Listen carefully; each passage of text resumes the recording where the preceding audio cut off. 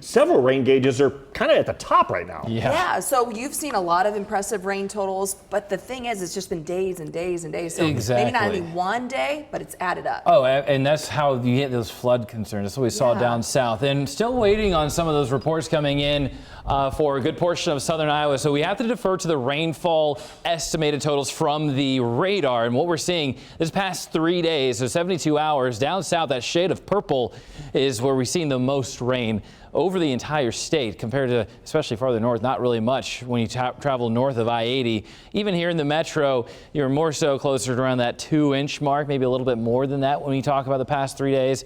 And then as we zoom in and put some numbers on the map, keep in mind these are estimated totals. In fact, to kind of give you a pinpoint of how to really relate to this, at the Lamoni Airport, closer to around 5 inches of rainfall. So very well could have been, could overdo it as far as the estimation by the radar. It's a derived product. It does its best, especially when these stronger storms push on through. So not expecting 8 inches over Mount Ayr, but not completely out of the question either. Either way, it's inches of rain over a small amount of time. That's where we saw the highest flood threat, and that's what we saw as far as the actually flood impacts yesterday.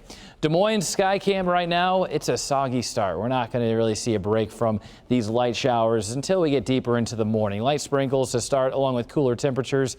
We're going to stay breezy today and staying below average for the rest of the week. More rain chances waiting for us as we get towards the end of this work week. We're seeing reduced visibilities. This is due to the light sprinkles that are going on central Iowa, south central Iowa, up to the north and east as well. So we are still dealing with that as a cold front pushes over. Those winds are going to be moving that precipitation, that light rain along. So it will be building into areas like Ottumwa and Centerville, Grinnell as well as we go throughout the morning. Temperatures back up to only about mid to upper 50s, low 60s for our highs. So well below average as these wind gusts still picking up around 20 to 30 miles per hour, and that's what we will stick with through the morning. Could see these dial down just a bit deeper into the afternoon. Not as strong of a wind, but still expect a more breezy day compared to a calm day. We do break down the winds a bit as we go into tomorrow. The satellite radar right now showing those light showers over us and future track. That takes them out later on this morning. So we are going to have a break. Decreasing clouds even, seeing a little bit of sunshine late afternoon going into the evening. And then clouds move right back in as we go throughout Wednesday, and then rain chances, a slight chance for some showers as we go into Thursday, especially afternoon, evening. Overnight into Friday, that's the best chance for rain to return over Iowa.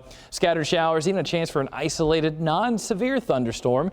And we'll have temperatures rebound back in the 70s, eventually 80s as we go into next week.